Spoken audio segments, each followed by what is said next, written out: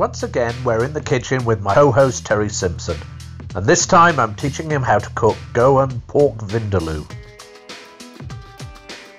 So, one of my favourite dishes actually originates from a Portuguese dish, which was called pork in wine and garlic.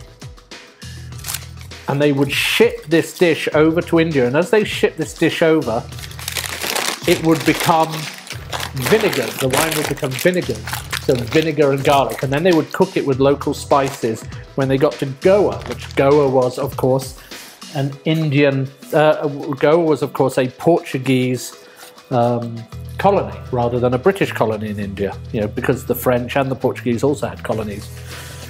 And it became the classic dish, which is called Vindaloo. So what we're doing here, we've got actually beautiful pork shoulder, really gorgeous, and that's what you want. This is a slow cooked dish, you want lots of fat. And we're just going to cook these, cut up these big cubes.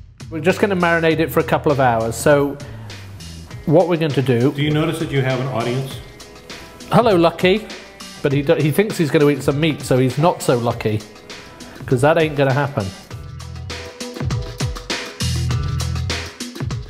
Blend the ginger and garlic to a fine paste with a little water and salt.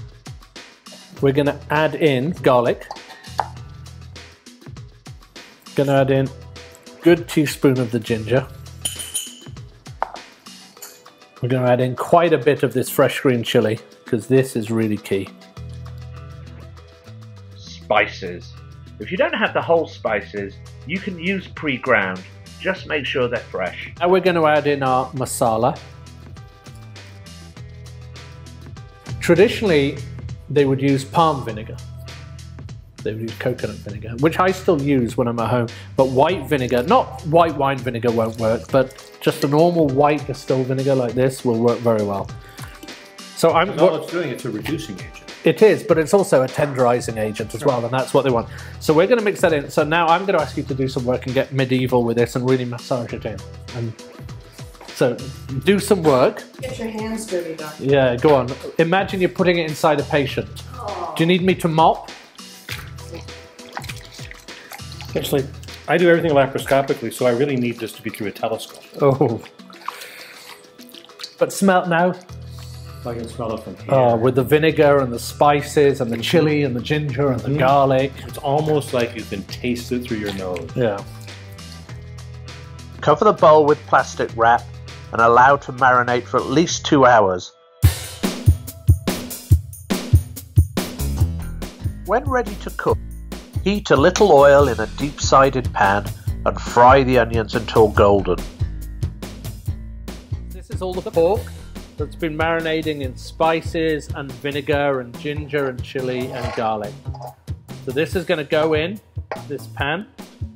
And this is one of the things about, we're going to turn up the heat just a little bit. This is one of the things about Indian food that's actually very different. Like in European cooking with chicken or beef, you brown it, you want to seal the outside of the meat. With Vindaloo, you're not trying to get that Maillard reaction.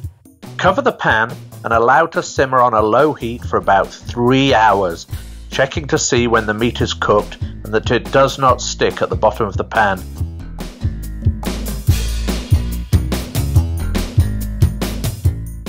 There you go. That's a sign of a good dish. Your camera has to fog up. Oh, it's clearing now and becoming more clear. But look at all that liquid it's produced by itself. So now what we're going to do is cook this down until that liquid disappears, and you can already see the pork is already beginning to break down. But once that liquid disappears, all of that flavor is going to go into the meat, and it's going to be this incredible dry, spicy, hot, vinegary curry. Wait till you try it. Oh my gosh. This is the end of the Vindaloo. That liquid, all that liquid, remember how much liquid was in there? But that's all reduced, and that is all coating this beautiful pork shoulder, which is covered in that vinegar and all those spices. And make sure, here's the key, make sure to scrape all of that goodness from the side of the bowl. Get that into the, oh my gosh. So now, Terry? Yes. Get that onto a plate. Certainly.